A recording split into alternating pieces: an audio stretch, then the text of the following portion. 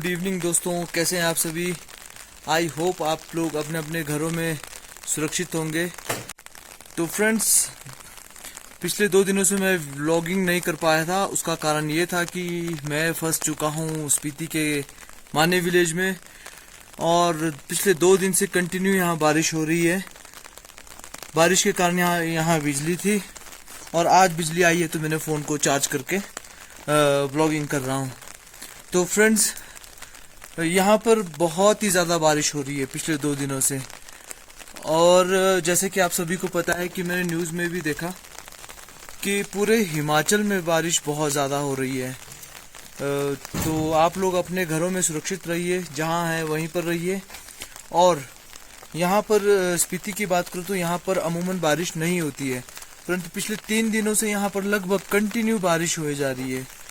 तो जिस वजह से यहाँ पर ठंड भी बहुत बढ़ गई है, और ऊंचे ऊंचे पहाड़ों में जुलाई के महीने में भी बर्फबारी हो गई है।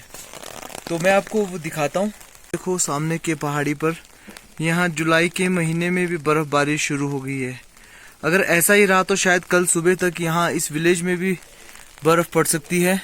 हाल मैं जा रहा हूँ जो गाँव का रास्ता है उसे देखने, क्योंकि रास्ते में बारिश के कारण बहुत सारे पत्थर और लैंडस्लाइडिंग हो गई है। तो जो हमें NH के साथ जोड़ता है, उस रास्ते की हालात मैं अब आपको दिखाता हूँ कि विलेज में किस प्रकार रास्ते की खस्ता हालत हो चुकी है। तो यहाँ पर ऊंची ऊंची चोटियों में काफ़ी बर्फबारी हो चुकी है। तो मैं अब अपने जीजा जी से पूछना चाहूँगा कि यहाँ पर ये जो बेमौसम बारिश हो रही है और जो बेमौसम बर्फबारी हो रही है, क्या यहाँ पर पहले भी होता था या ये फर्स्ट टाइम है? अब देखो, यहाँ पे बारिश अमूमन तो होती नहीं है, हर साल बहुत कम बारिश होती है। लेकिन इस साल तो देखो आप, बरसात जैसे शुरू हो रहा है, लगता है कि हमारे यहाँ भी बरसात शुरू हो गया है। ऊपर तो छोड़ो, आप देखो चोटियों पे हमारे यहाँ बर्फबारी भी हो गई है। हमारे कुछ गांव हैं यहाँ, लोसर वगैरह 2-4 गांव हैं, वहाँ तो 4 से 6 इंच तक बर्फबारी गाँव में भी आ गई है। लेकिन हमारे यहाँ तो अभी थोड़ी ऊपर ही चोटियों तक आई है। लगता रहे अगर 2-3 दिन इस ढंग से तो गांव तक भी ये बर्फबारी हो सकती है, क्योंकि ये क्लाइमेट थोड़ा ठंडा हो जाता है तो बर्फ नीचे आ जाता है। क्या इस प्रकार की बारिश जो यहाँ पर होती नहीं है? वैसे तो सुना है, पर यहाँ बारिश होती ही नहीं है, बहुत कम ऐसे बौछारें से होती है। देखो अभी तो आपके सामने है, 3-4 दिन से इस साल तो इसने ठीक ही मौसम कुछ ज़्यादा ही मेहरबान है हम पर। तो इस बारिश में यहाँ पर विंटर स्पीति में किस प्रकार की परेशानियों का सामना करना पड़ता है आप लोगों को? अभी तो देखो, कहा जाए तो ये बारिश हमारे लिए अगर बहुत ज़्यादा तीव्र गति से नहीं पड़े, अगर ऐसे रिमझिम प्यार से अगर लगे तो हम ये कह सकते हैं कि ये बारिश हमारे लिए फायदेमंद भी है, हमारे खेत और जंगल के लिए। अगर ये बारिश थोड़ा विकराल रूप धारण कर लेता है तो फिर तो हमारे लिए ये फिर एक बहुत ही मुश्किल का घड़ी हो जाएगा, क्योंकि हमारे यहाँ सारा फसल बर्बाद हो जाएगा, रोडों का सारा आवाजाही ठप हो जाता है, लाइट चल जाती है, पानी का सारा सिस्टम खराब हो जाता है, तो हमारा जीवन बहुत मुश्किल हो जाता है। फिर अभी भी आज इस थोड़ी सी बारिश में भी हमारे रोड के कंडीशन देखो, सारी जगह ब्लॉक्स हो गए। मेरे अपने गाँव में देखो, मेरा अपना बस स्टैंड से आसपास ही शुरू हो गया ब्लॉक होना। लोग पैदल आ रहे हैं और पत्थरों के बीच में दौड़ रहे हैं, भाग रहे हैं। तो ये परेशानी तो बहुत भारी हो रही है। हमें आप क्या कर सकते हैं, कुदरत के आगे कोई कुछ नहीं कर सकता है। ये भी ग्लोबल वार्मिंग है, चेंजेस हो रहे हैं। जी। तो फ्रेंड्स, जैसा कि इन्होंने बताया कि खासकर यहाँ पर बहुत ही लूज रॉक होता है स्पीति में, कच्चे पहाड़। तो यहाँ पर ज़्यादातर बर्फबारी होती है, जिसके कारण वो स्लाइड नहीं होते हैं। पर ये बारिश के कारण तो यहाँ पर ये जो कच्चे पहाड़ है बिल्कुल लूज गीले हो जाते हैं, जिसके कारण ये अपने आप स्लाइड होने लग जाते हैं। खासकर उस स्थानों में स्लाइड हो रहे हैं जहाँ पर मनुष्यों ने उनके साथ छेड़छाड़ की है, जैसे कि रास्ते बनवाए हैं, पहाड़ों को काटे हैं। तो ऐसी जगह ही यहाँ पर लैंडस्लाइड हो रहा है। तो फ्रेंड्स, मैं आपको बताता हूँ, यहाँ पर लैंडस्लाइड या रोडों में पत्थर, बिल्कुल कच्चे पहाड़ है, जो कि बारिश होते ही मिट्टी नरम हो जाती है और सारे पत्थर सड़क पर आ जाते हैं। तो मैं आपको दिखाता हूँ। तो ये देखो फ्रेंड्स, बारिश अधिक होने के कारण मिट्टी बिल्कुल ढीली हो जाती है और अपने आप पत्थर नीचे गिरने लगते हैं। तो ये रहा गांव का जो मुख्य सड़क है, जो इसे NH के साथ जोड़ता है, जो कि बिल्कुल ही बंद हो चुका आगे से। तो बहुत ज़्यादा मिट्टी आ गई है। तो यहाँ पर ज़्यादातर रोडों में यही दिक्कत रहती है कि पत्थर अपने आप गीली, जब मिट्टी गीली हो जाती है तो गिरने, सड़क पे गिरने लग जाते हैं। तो वैसे ही यहाँ से पूरा रास्ता लगभग गांव से ऐसा ही है। यहाँ पर जनजीवन कितना अस्त व्यस्त हो चुका है, लोग सामान को पैदल ही चक्कर गांव की तरफ आ रहे हैं। विलेज की कुछ बेनिफिट्स भी होते हैं और कुछ नुकसान भी, तो जैसे यहाँ बिजली की कट लग रही है, रोड कोलैप्स हो रहे हैं। मैं यहाँ पर बारिश के कारण फंस चुका हूँ। I am stuck here. मेरा प्लान था यहाँ से 9 तारीख को सुबह निकलने का और 10 को अपने घर पहुँचने का, पर लैंडस्लाइड्स और बारिश कंटिन्यू जो 2-3 दिन से हो रही है, तो उस वजह से मैं बिल्कुल ही फंस चुका हूँ इस विलेज में। जब जैसे ही रास्ता खुलता है उसके 1 दिन बाद मैं यहाँ से निकलूँगा घर के लिए, क्योंकि मैंने न्यूज़ में देखा कि जहाँ मेरा घर है पंडो में, वहाँ पर भी बहुत ज़्यादा बाढ़ आई है। बाढ़, जल सैलाब ने वहाँ पर बहुत ही रिहायशी घरों की तरफ नुकसान किया है। मैं भी यहाँ से जल्दी जाना चाहता हूँ, परंतु बारिश और रोड ब्लॉक, जैसे कि आपको मेरे पीछे दिख रहा है, तो इस कारण मैं यहाँ से नहीं जा पा रहा हूँ। अभी मुझे पता चला है कि ये गांव शेष विश्व से कट चुका है, क्योंकि यहाँ से काजा का जो रास्ता है वो भी जगह जगह ड्यू टू लैंडस्लाइड और due to flood road block है। इवन यहाँ तक कि काजा में तो सुनने में आ रहा है कि इंटरनेट फैसिलिटी भी बंद है, क्योंकि बाढ़ के कारण OFC वायर्स वहाँ टूट चुकी है। और इस गांव से जो किन्नौर के लिए रास्ता जाता है, रिकांगपिओ के लिए, वो भी जगह जगह ड्यू टू हैवी फ्लड्स बिल्कुल बंद हो गए हैं, चौक हो गए हैं।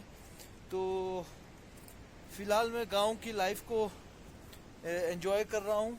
बारिश का यहाँ पर जो खेती है, स्थानीय खेती, उसके लिए बहुत ही एक वरदान साबित हो रही है, क्योंकि बहुत ही धीमी बारिश हो रही है और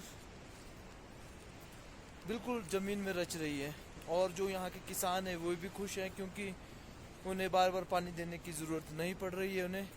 और पशुओं के लिए भी बहुत अच्छा है, जंगलों के लिए अच्छा है, क्योंकि इस बारिश के कारण यहाँ पर जंगलों में घास बहुत अच्छी होगी और पशुओं के लिए अच्छा ही रहेगा।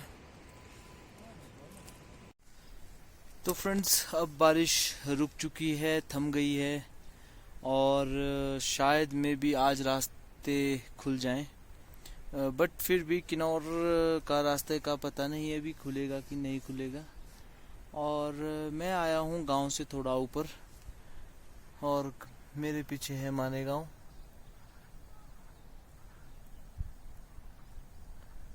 देखिए कितना सुंदर नज़ारा है गांव का।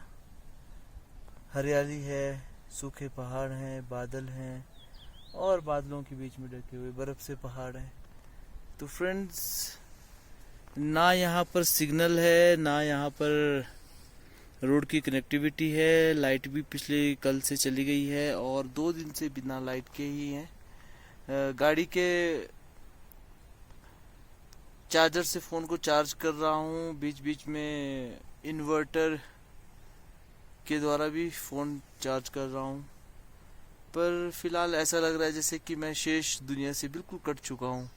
ना सिग्नल है, ना रोड ठीक है, ना लाइट है। तो फ्रेंड्स, बस भगवान से यही दुआ कर रहा हूँ कि मैं रास्ता जल्दी से जल्दी खुल जाए, मौसम साफ़ हो जाए और मैं अपने घर पहुँचूँ, क्योंकि घर में भी सुनने में आया है कि बहुत ज़्यादा बाढ़ आया हुआ है। तो घर की भी टेंशन है, और अब तो मन कर रहा है कि जल्द से जल्द मैं घर पहुँच जाऊँ।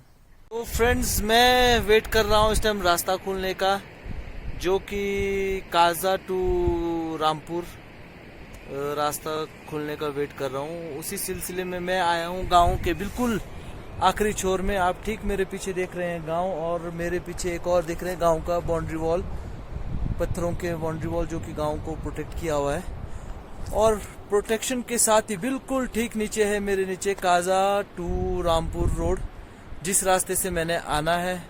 और सड़क के बिल्कुल बीचों बीच लगी है एक बुलडोज़र, जो कि स्लाइडिंग को साफ कर रही है, रास्ता क्लियर कर रही है।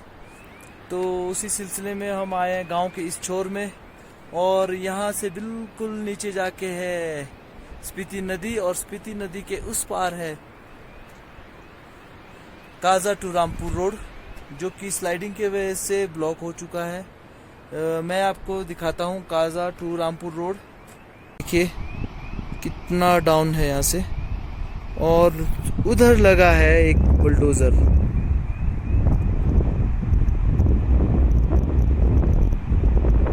और ये लगी है बुलडोजर जो कि रास्ते को साफ कर रही है, और हम वेट कर रहे हैं इसके रास्ता क्लियर करने का। और ये रहा आपके सामने रास्ता,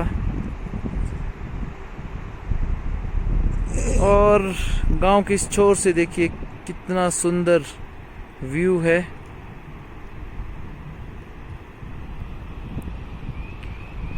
और ना यहाँ पर सिग्नल है, ना यहाँ पर लाइट है, और गांव की ज़िंदगी एकदम मस्त एंजॉय कर रहा हूँ मैं। और हम काफ़ी देर से इस बुलडोज़र को देख रहे हैं जो कि रास्ते को क्लियर कर रही है।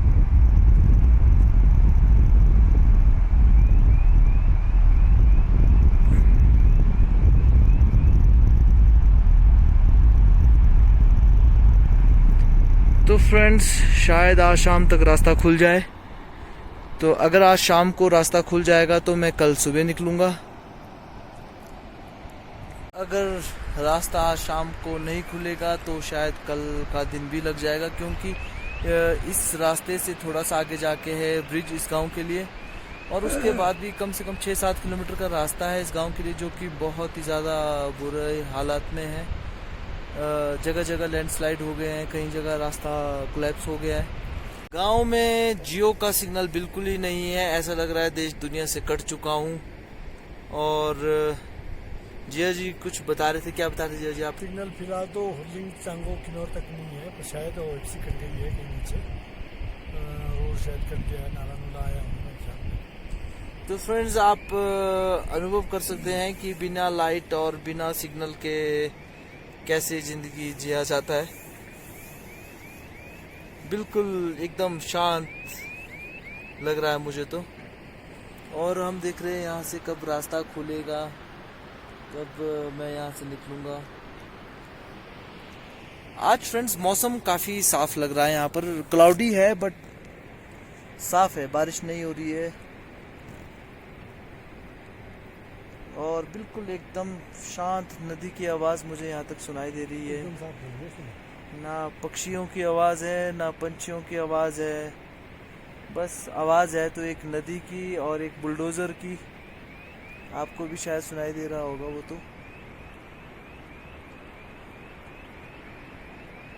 तो कुछ इस प्रकार है स्पीति की लाइफ। बहुत टफ है, विंटर में तो शायद और भी ज़्यादा कनेक्टिविटी बिल्कुल ज़ीरो हो जाती है, हफ्ते लाइट नहीं आते हैं बोल रही है इधर, बोला जा रहा है। तो टफ लाइफ है इधर बहुत ज़्यादा।